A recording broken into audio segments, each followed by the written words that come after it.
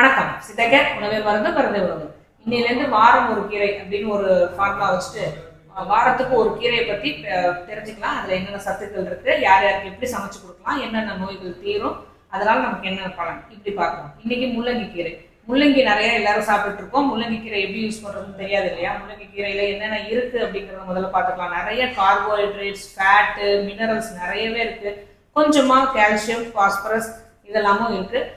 ரொம்ப ரொம்ப நல்லது. உடல் சூட்டை தணிக்கக்கூடிய இந்த முள்ளங்கி கீரை சிறுநீரை பெருக்கும், அதாவது யூரினரி இன்ஃபெக்ஷன் வராம பார்த்துக்கும். எல்லாருக்கும் சிறுநீரை பெருக்கக்கூடியது.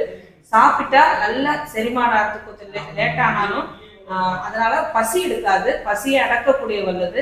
இந்த முள்ளங்கி கீரையை நம்ம எப்படி யூஸ் பண்ணலாம் அப்படின்னா, நல்ல தேங்காய் துருவல், வெந்தயத்தை போட்டு வதக்கிட்டு முள்ளங்கி கீரையை நல்லா கழுவிட்டு கட் பண்ணிட்டு தேங்காய் துருவலோட போட்டு வதக்கணும். வெந்தயம் தாளிச்சு அப்படின்னா நல்ல உடல் சூட்டை தணிக்க